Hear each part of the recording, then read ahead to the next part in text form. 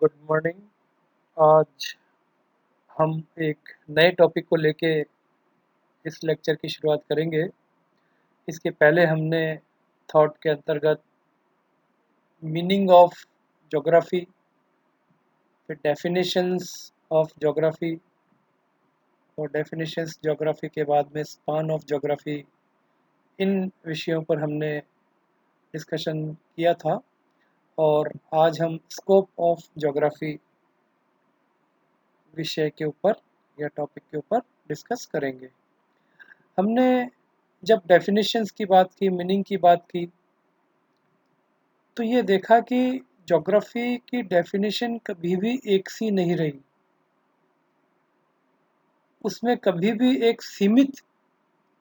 चीज़ों की ही स्टडी नहीं की गई, बल्कि उसमें कई चीज़ें जुड़ती गई और कई चीज़ें पीछे छूटती गई। तो समय के साथ साथ भूगोल की परिभाषा में, उसके विषय क्षेत्र में बहुत अधिक परिवर्तन आया है, और जो स्वाभाविक भी है। जिस प्रकार से टेक्निक्स चेंज होती जा रही है,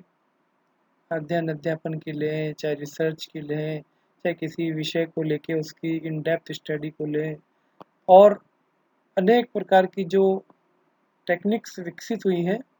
चाहे वो फोटोग्राफिकल टेक्निक्स हो, चाहे वो मैप्स की टेक्निक्स हो, चाहे रिमोट सेंसिंग हो, चाहे वो स्टैटिस्टिकल की या मैथमेटिक्स की विधियां हो जिनको भूगोल में अप्लाई किया गया हो।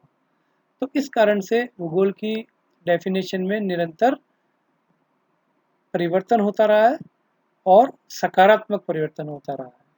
क्योंकि भूगोल का जो मूल उद्देश्य है वो मानव की उन्नति और उसकी मानसिक वृद्धि या बौद्धिक क्षमता में वृद्धि करना है। तो ये जो हमने डेफिनेशंस देखी, उसके अंदर यही देखा कि इसके अंदर समय के साथ साथ डेफिनेशन में और स्कोप में बहुत ही विस्तार हुआ है, एक्सटेंशन हुआ है। हम ज्योग्राफी को केवल एक विषय तक सीमित नहीं कर सकते, क्योंकि ये एक मल्टी डिसिप्लिनरी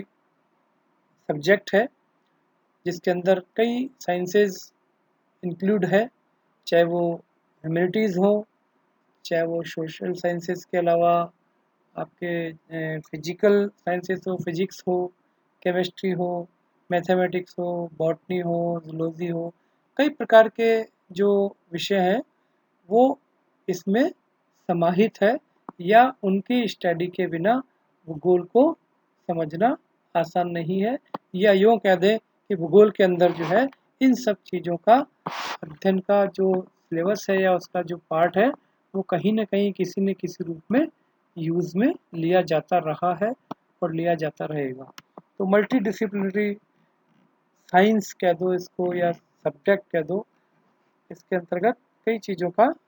मेल है। तो आज हम स्कोप ऑफ ज्योग्राफी के विषय में थोड़ा सा डिस्कस करेंगे, और आज हम पार्ट 1 को लेंगे और इसके बाद पार्ट सेकंड में इसको समाप्त करने का प्रयास करेंगे। तो के अंतर्गत हम स्क्रीन पर देख रहे हैं कि स्कोप के अंतर्गत जो है भूतल पर पाए जाने वाले जो भौतिक, जैविक और मानवीय तत्व हैं और घटनाओं का जो स्थानिक अध्ययन है वो सम्मिलित होता है भूगोल के अंतर्गत। कि जो अपना अर्थ सरफेस है उसके अंतर्गत जो जितने भी फिजिकल और बायोटिक, उसके अलावा आपके ह्यूमन एलिमेंट्स जो हैं, इनके आपसी संबंध और इनके संबंध के साथ साथ विभिन्न घटनाएं, इनके आपसी संबंधों या अंतर संबंधों के कारण जो घटती है पृथ्वी के अलग अलग क्षेत्रों में, उनका स्थानिक अध्ययन भी जो है वो भूगोल के अंतर्गत किया जाता है। तो ये एक डेफिनेशन या यूँ कह दें कि स्कोप के अंतर्गत हम किन चीज़ों को सम्मिलित करते हैं, बहुत ही संक्षेप में इसको ब्रीफ किया गया है। इसके नीचे हम देख रहे हैं कि अर्थ सरफेस के अंतर्गत हम 3 क्षेत्रों को सम्मिलित करते हैं। नंबर 1 लिथोस्फीयर, अर्थ क्रस्ट, इसका मीनिंग अर्थ क्रस्ट से लिया गया है। और एटमॉस्फेयर, और एटमॉस्फेयर के अंदर भी जो अर्थ सरफेस के अंदर एटमॉस्फेयर को लिया गया है उसके अंतर्गत लोअर जो इसके एटमॉस्फेयर की लेयर है जो पृथ्वी से अटैच्ड है, यहाँ हम उल्लेखनीय है जो हम कहना चाह रहे हैं उसका अर्थ है क्षोभ मंडल से। स्ट्रेटोस्फीयर जो है जो पृथ्वी का सबसे वायुमंडल की निचली परत है उसको हम अर्थ सरफेस के अंतर्गत सम्मिलित करते हैं। और तीसरा है hydrosphere, part of the sea and oceans on the earth, कि पृथ्वी के ऊपर जो है वो समुद्र और महासागरों के जो पार्ट हैं सीज एंड ओशंस के उनको हम सम्मिलित करते हैं। तो ये अर्थ सरफेस का मीनिंग हम लगाते हैं कि ये तीनों चीज़ें जो है अर्थ सरफेस के अंतर्गत सम्मिलित की जाती है। तो ये स्कोप ऑफ ज्योग्राफी का अपना ये डायग्राम आपकी स्क्रीन के ऊपर है और इसके अंदर 3 सर्किल बताए गए हैं। इसके अंतर्गत लिथोस्फीयर, एटमॉस्फेयर और हाइड्रोस्फीयर, और इनका कॉमन जो पार्ट है वो बायोस्फीयर के रूप में हमें देखने को मिलता है। तो इन सभी का अध्ययन जो है भूगोल के विषय क्षेत्र में सम्मिलित किया जाता है और यहाँ पर हम देख रहे हैं कि स्पेस, प्लेस एंड एनवायरनमेंट, इन चीज़ों का भी हम अध्ययन भूगोल के विषय क्षेत्र के अंतर्गत सम्मिलित करते हैं। तो ये तीनों की जो अलग अलग चीज़ें हैं हमने इसकी पहले वाली स्लाइड में ये देखा कि लिथोस्फीयर और एटमॉस्फेयर, हाइड्रोस्फीयर का कौन कौन सा पार्ट जो है हम उसके अंतर्गत अर्थ सरफेस के अंतर्गत सम्मिलित करते हैं जिसका कि अध्ययन भूगोल के अंतर्गत किया जाता है। तो ये आपका कोर कॉन्सेप्ट ज्योग्राफी। इसके पश्चात हम नेक्स्ट जो स्लाइड है इसके अंदर बताने का प्रयास कर रहे हैं कि भौगोलिक अध्ययन में जो सम्मिलित तत्व और घटनाओं तथा क्षेत्रों के अनुसार भूगोल के विषय क्षेत्र को निम्न वर्गों में विभाजित किया जा सकता है। कि यहाँ पर जो विषय क्षेत्र को अलग अलग वर्गों में विभाजित किया जा रहा है उसका आधार है उसके अंतर्गत जो है सम्मिलित तत्व, घटनाओं तथा क्षेत्र के अनुसार। तो ये क्लासिफिकेशन आपको इस टेबल के अंदर दिखाई दे रहा है। स्कोप ऑफ ज्योग्राफी में हमने 3 पार्ट में इसको डिवाइड करके समझने का प्रयास किया है कि study of physical phenomena, b study of biological phenomena, c study of human phenomena. तो ये 3 प्रकार के जो फिनोमिना डेवलप होते हैं जो अर्थ के ऊपर अलग अलग पाए जाते हैं उसके अंतर्गत हम भूगोल के स्कोप को डिवाइड करके और आसानी से समझ सकते हैं। तो यहाँ हम ए, बी, सी तीनों को एक एक करके समझाने का प्रयास करेंगे। पार्ट 1 के अंतर्गत विशेष रूप से हम ए वाले पार्ट को पूरा क्लियर डिस्कस करेंगे कि स्टडी ऑफ फिजिकल फिनोमिना में हम क्या, ये आपका ए पहला जो पॉइंट था वो स्टडी ऑफ फिजिकल फिनोमिना।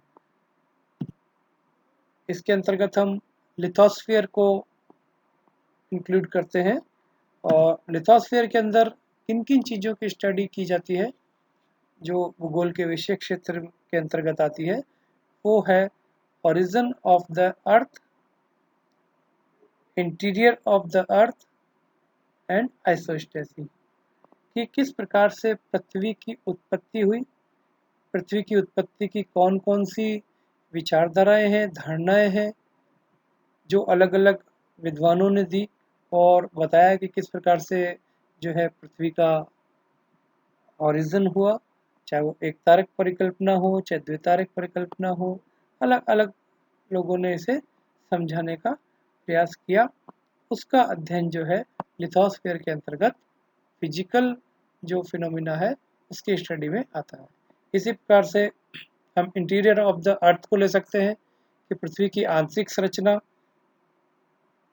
चाहे वो स्वेस ने दी हो या किसी भी वैज्ञानिक या विद्वान ने जो है भूगोलवेत्ता ने ये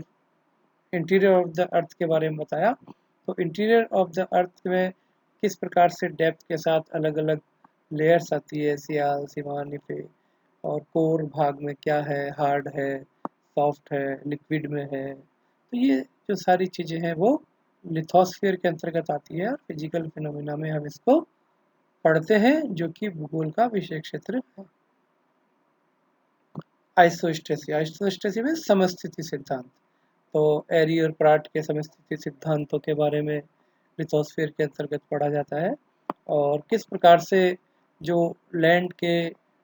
डिफरेंट लैंड फॉर्म्स जो है अर्थ के ऊपर पाए जाते हैं, वो किस प्रकार से अपना स्थायित्व बनाए हुए है, इस बात को आइसोस्टेसी के अंतर्गत हम समझाने का प्रयास करते हैं, जो भूगोल का एक विषय क्षेत्र है या विशेष क्षेत्र का एक पार्ट है। नेक्स्ट इसमें हम लेते हैं रॉक्स, मिनरल एंड सॉइल्स,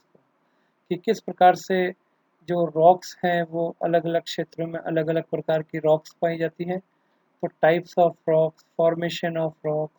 इसके अलावा मिनरल्स के बारे में कि metallic, non metallic minerals, power resources. यहाँ पावर रिसोर्सेज को हम लिथोस्फीयर में नहीं इंक्लूड करेंगे, हम मिनरल्स को इसमें लेंगे, जिसमें धात्विक और अधात्विक जो खनिज आते हैं वो आएंगे। इसी के प्रकार से इन खनिजों का क्या उपयोग है, ये कहाँ पाए जाते हैं, क्यों पाए जाते हैं, इन चीज़ों के बारे में जो स्टडी की जाती है वो लिथोस्फीयर में होती है, और ये भूगोल के विषय क्षेत्र का study of the physical phenomena का एक पार्ट है। इसी प्रकार से सॉइल्स जो है, डिफरेंट प्रकार की सॉइल्स अर्थ के ऊपर अलग अलग क्षेत्रों में पाई जाती है, अलग अलग प्रकार से उनकी फॉर्मेशन होती है, अलग अलग प्रकार से उनके जो प्रोडक्टिविटी के जो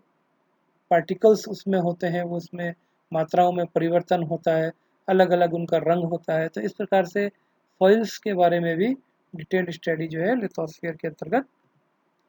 की जाती है। Land forms and drainage system, ये नेक्स्ट इसका टॉपिक है, कि किस प्रकार से जो डिफरेंट लैंड फॉर्म्स होते हैं वो हमारे अर्थ पे पाए जाते हैं, कहाँ कहाँ किस प्रकार के लैंडफॉर्म्स पाए जाते हैं, वो कैसे बने,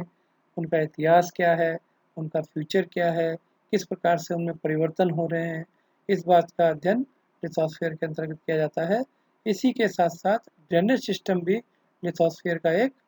पार्ट है, जो कि विषय क्षेत्र में आता है। और ड्रेनेज सिस्टम के अंतर्गत पूरा एक ये एक कहते हैं नेटवर्क है, एक जाल है नदियों का, जो कि पृथ्वी पर अलग अलग स्टेट वाइज, कंट्री वाइज अर्थ के ऊपर ये पाई जाती है। और इन नदियों का कहाँ से ओरिजिन हुआ, कौन सी नदियाँ इनकी रिवर जो है ट्रिब्यूटरीज हैं, कहाँ जाकर ये मिलती है, किसमें जाकर ये गिरती है, चाहे झील है या समुद्र है, तो ये सारी चीज़ें जो है इसके अंतर्गत आती है। इसका कैचमेंट एरिया कितना है, तो ड्रेनेज सिस्टम का पूरा पार्ट जो है वो लिथोस्फीयर का एक भाग है, जो विशेष क्षेत्र के अंतर्गत भूगोल के आता है। इसी प्रकार से नेक्स्ट हम इसके अंदर इंडोजेनेटिक और एक्सोजेनेटिक फोर्सेस को लेते हैं, और इन फोर्सेस के अंदर इंडोजेनेटिक में जो आंतरिक जो फोर्सेस होते हैं, जो बल होते हैं, जिससे कि पृथ्वी पर चेंजेज हमको देखने को मिलते हैं, और वो मुख्य रूप से यहाँ पर हम ले सकते हैं, उसमें भूकंप और ज्वालामुखी का उदाहरण ले सकते हैं। तो किस प्रकार से ये ज्वालामुखी और भूकंप कहाँ कहाँ पाए जाते हैं, क्या इनके रीजंस हैं, क्या इनमें मटेरियल निकलता है, इसके क्या दुष्प्रभाव हैं, क्या बेनिफिट्स हैं, ये सारी चीज़ें जो है इसमें इंडोजेनेटिक और एक्सोजेनेटिक फोर्सेस के अंदर जो शामिल करते हैं, वो फोर्सेस होते हैं जो कि बाह्य बल होते हैं। तो बाह्य बल के अंदर वायु द्वारा किए गए कार्य, उससे जो चेंजेज आते हैं अर्थ के ऊपर, लैंडफॉर्म्स के ऊपर या रॉक्स के ऊपर, वो इसके अंदर को शामिल करते हैं। और एक्सोजेनेटिक फोर्स के अंतर्गत आप ह्यूमन द्वारा जो बल प्रयोग किया जाता है या फंक्शंस किए जाते हैं मानव के द्वारा, वो इसमें आते हैं। जंतुओं के द्वारा जो चेंजेज होते हैं वो सारे फोर्सेस आते हैं। तो अलग अलग प्रकार के इसके अंतर्गत फोर्सेस सम्मिलित किए जाते हैं। तो आंतरिक और बाह्य जो बल है वो किस प्रकार से प्रभावित करते हैं ह्यूमन एक्टिविटीज़ को, लिथोस्फीयर में इस बात को पढ़ा जाता है, और इनकी फिजिकल जो करेक्टरिस्टिक्स है उसके बारे में डिस्कशन किया जाता है।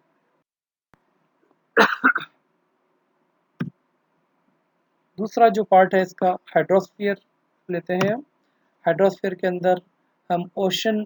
रिलीफ को सबसे पहले इसके अंदर डिस्क्राइब करेंगे कि किस प्रकार से ओशन के अंतर्गत जो है डिफरेंट प्रकार के रिलीफ फीचर पाए जाते हैं, उनकी स्टडी करना हाइड्रोस्फीयर के अंतर्गत आता है और यह भूगोल का प्रमुख विषय क्षेत्रों में से एक है। इसी के बाद हम नेक्स्ट लेंगे ओशन डिपॉजिट्स एंड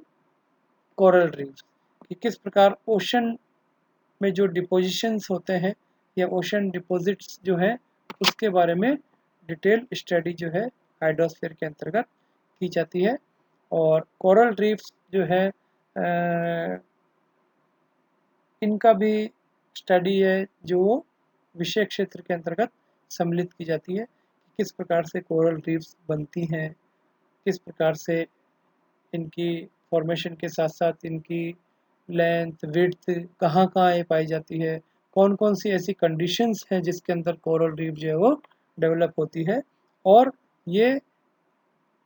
कि क्या इसकी एज होती है, किस प्रकार से ये मानव के उपयोग में आती है, या किस प्रकार से ये ऑब्स्टेकल बनती है समुद्र के अंदर।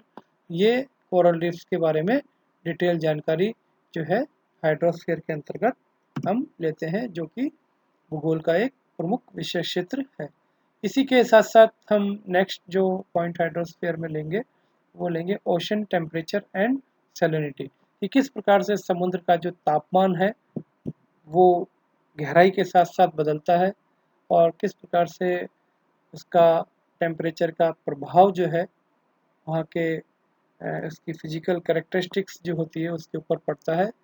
और वो किन किन चीज़ों को प्रभावित करता है ओशन टेम्परेचर। और इसके साथ साथ सैलिनिटी जो अलग अलग प्रकार की लवणता ओशंस में पाई जाती है उसकी स्टडी भी इसके अंतर्गत की जाती है। और कई बार लवणता इतनी ज़्यादा होती है कि कई बार हम बहुत ज़्यादा लवणता वाले क्षेत्र को मृत सागर भी एक इसका उदाहरण है कि बहुत ज़्यादा सैलिनिटी वहाँ पे पाई जाती है। और इसके पश्चात हम और नेक्स्ट जो इसके अंतर्गत सम्मिलित कर सकते हैं वो है waves, tides and ocean currents,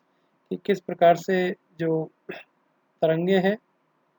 ज्वार भाटा है और ओशन करंट्स जो है वो किस प्रकार फॉर्म होती है, कैसे बनती है, किस दिशा में चलती है और उसके क्या बेनिफिट्स हैं, कौन कौन सी होती है। ठंडी करंट धाराएं भी होती है, जल धाराएं, समुद्री धाराएं और गर्म जल धाराएं भी होती है। जहाँ ये दोनों मिलती है वहाँ मछली व्यवसाय काफ़ी पनपता है, ये हमने सुना होगा। तो ऐसी स्थिति में इन ओशन करेंट्स की डिटेल जानकारी भूगोल के विषय क्षेत्र के अंतर्गत आती है। इसी प्रकार से ज्वार भाटा भी एक प्रमुख हाइड्रोस्फीयर का विषय रहता है, जिसके अंतर्गत जो सूर्य और चंद्रमा की संयुक्त आकर्षण बल से जो पानी में उतार और चढ़ाव आता है जिसे ज्वार और भाटा कहते हैं। चढ़ाव जो आता है, जो खिंचाव आता है जिसको हम कहते हैं, जल स्तर जिसमें ऊंचा होता है वो ज्वार होता है, और जहाँ पे जल स्तर कम होता है वो भाटा कहलाता है। इस प्रकार से टाइड्स के बारे में भी, कि टाइड्स आने का जो गैप होता है दो टाइड्स के बीच में वो किस प्रकार से निर्धारित होता है, और टाइड्स की डिटेल जानकारी कब कैसे आते हैं, ये जानकारी भी हाइड्रोस्फीयर के अंतर्गत सम्मिलित की जाती है। और एक structure, insolation and distribution of temperature भी इसका एक टॉपिक हो सकता है। ये आपके सम्मिलित होगा एटमॉस्फेयर के अंतर्गत, कि किस प्रकार से सूर्य तप जो है वो पृथ्वी तक पहुंचता है, कितने कितने परसेंट किस किस जगह जो है उसका कंज्यूम होकर अर्थ पे कितना पहुंचता है, और उसके साथ साथ जो डिस्ट्रीब्यूशन है टेम्परेचर का अर्थ के ऊपर वो अलग अलग पाया जाता है, और वो किस प्रकार से पृथ्वी की बनावट और उसको उससे प्रभावित होता है लैटिट्यूड लॉन्गिट्यूड के अकॉर्डिंग। खासतौर से जब टेम्परेचर की डिस्ट्रीब्यूशन की बात करते हैं तो वो अक्षांशीय विस्तार के आधार पर जो है जैसे जैसे उच्च अक्षांश आते हैं उसका डिस्ट्रीब्यूशन तिरछी किरणें होने के कारण कम होता है, और जो इक्वेटर के आसपास के क्षेत्र होता है वहाँ पे टेम्परेचर का डिस्ट्रीब्यूशन अधिक होता है। तो इस प्रकार से किस प्रकार से जो सन से टेम्परेचर हमें प्राप्त होता है उसका डिस्ट्रीब्यूशन अर्थ के ऊपर होता है, इसका हम एटमॉस्फेयर के अंतर्गत देखते हैं। इसी प्रकार से air pressure, air and air masses कि किस प्रकार से वायुदाब पेटियां पृथ्वी पर पाई जाती हैं इसका, और एयर और एयर मासेस कि एयर प्रेशर के अकॉर्डिंग ही एयर चलती है। जहाँ अधिक एयर प्रेशर होता है वहाँ से कम एयर प्रेशर की ओर एयर्स चलती हैं, और एयर मासेस के बारे में भी एटमॉस्फेयर के अंतर्गत हम स्टडी करते हैं। इसके बाद एटमॉस्फेयर के अंदर हम ह्यूमिडिटी, रेनफॉल और क्लाइमेटिक रीजंस को सम्मिलित करते हैं। ह्यूमिडिटी जो है वो हवा में पानी की मात्रा होती है, और उसके अनेक रूप होते हैं, और उनके जो प्रकार हैं ह्यूमिडिटी के उसके बारे में, और रेनफॉल जो संघनन के कारण जब ह्यूमिडिटी या हवा में पानी की जो मात्रा होती है वो वर्षा की बूंदों में या बूंदों में परिवर्तित हो जाती है, उसे रेनफॉल कहते हैं। तो कितने प्रकार के रेनफॉल वर्षा होती है, वर्षा के प्रकार, वर्षा के होने के कारण, चाहे वो पर्वतीय वर्षा हो चाहे संवहनीय वर्षा हो, तो ये जो सारी चीज़ें हैं वो एटमॉस्फेयर के अंतर्गत हम स्टडी करते हैं। इसी प्रकार क्लाइमेटिक रीजंस जो हैं उनका अध्ययन जो है भूगोल के अंतर्गत किया जाता है, और विषय क्षेत्र के अंतर्गत इसमें आता है। और क्लाइमेटिक रीजन्स जो है पूरे पृथ्वी पर अलग अलग प्रकार के होते हैं। तो ह्यूमिड क्लाइमेट है या डेजर्ट क्लाइमेट है, तो अलग अलग प्रकार के जो क्लाइमेट है, उष्ण आर्द्र है जलवायु, तो जलवायु के विभिन्न जो प्रकार हैं उसके आधार पर जो विभिन्न रीजन्स जलवायु के पृथ्वी के ऊपर होते हैं उसकी स्टडी भी एटमॉस्फेयर के अंतर्गत और वो भूगोल के अध्ययन क्षेत्र में सम्मिलित की जाती है। तो इस प्रकार से हमने देखा कि लगभग लिथोस्फीयर, हाइड्रोस्फीयर और एटमॉस्फेयर के जो भी और सब हेडिंग्स हमने देखे, जिनके आधार पर हम इस चीज़ को डेवलप कर सकते हैं कि भूगोल के क्षेत्र को हम आसानी से समझने के लिए तैयार रहें या इसको समझ सकते हैं। तो ये आज हमने पहला जो ए बिंदु था उसको लिया था, और उसके पश्चात हम अगले टॉपिक में, अगले लेक्चर में जो है हम इसके बी और सी पार्ट को हम लेंगे और इसको समाप्त करने का प्रयास करेंगे। तो मैं समझता हूँ स्कोप के बारे में आपको जो ए पार्ट है 3 भागों में जो हमने विभाजित किया था, तो फिजिकल फिनोमिना आज हमने कंप्लीट कर लिया। इसी के साथ नेक्स्ट जब भी टॉपिक अपना लेंगे तो पार्ट 2 के अंतर्गत बचे हुए बी और सी पार्ट को लेके हम इसको फिनिश करेंगे। Thank you.